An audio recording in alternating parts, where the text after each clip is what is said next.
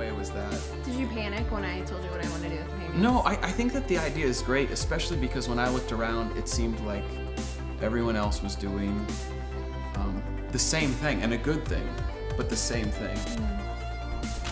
Respecting the feeling of the painting and the art, but bringing modern hair and makeup to it. And how do you do that?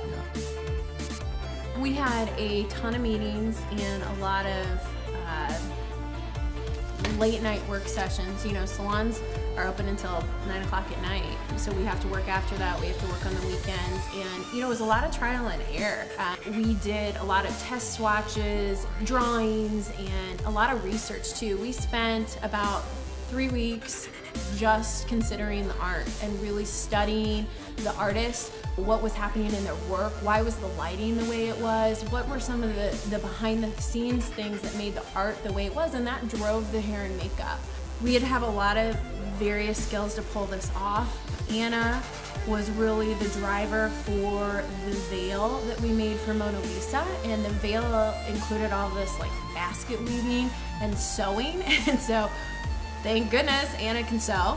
Jackie is really into like making like bracelets and things like that. So some of the braids we use, they're not hair braids. They're braids that you would use for like hemp bracelets and things. Katie Jo is a true artist. She was trained, has an undergraduate degree in art. Her ability to understand painting and actually be a painter really added to the depth of the collection. And she also, you know, was like having art history class with her. She really helped us understand, you know, what we're looking at and why from a technical standpoint. Lance did a tremendous job on color. Styling and makeup and haircuts and all these things come into play, but color was how we really tried to tie these collections together. These images are so different, but you'll see a little bit of rose in every single picture, which we think is going to bring them together and really make them feel connected. You know, what happens when somebody puts 15 hours in weaving a veil, you know, you get a little myopic about it because it's all you've been doing.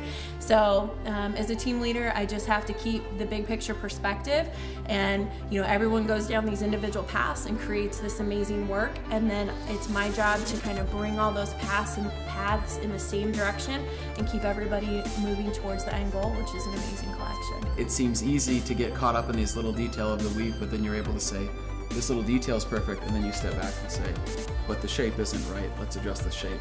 Now this is right, and this is right, and kind of bringing some of that experience and balance to maybe members of the team that have individual strengths, but really putting it all together. I think you've done an excellent job with that.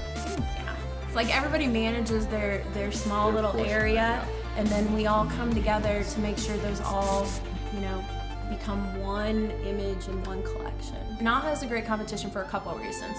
One, it's blind judged, so you know, us being in Iowa, you know, isn't a drawback. A judge doesn't go, oh, well, this salon's in New York and this salon's in Iowa. So it's really about the work. You know, nobody knows who's who. There's certainly some famous hairdressers in our industry that compete in this, and a judge isn't going to know if it's, you know, my work or you know, the guy that does Jennifer Aniston's hair's work. So things are compared apples for apples. It's really about the work.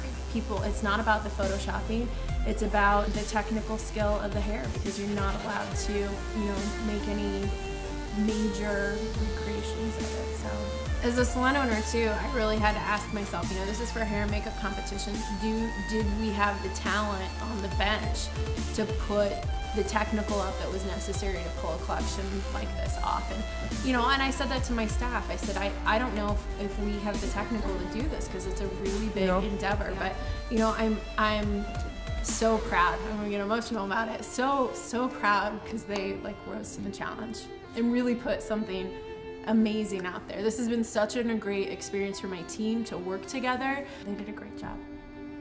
Sounds about that.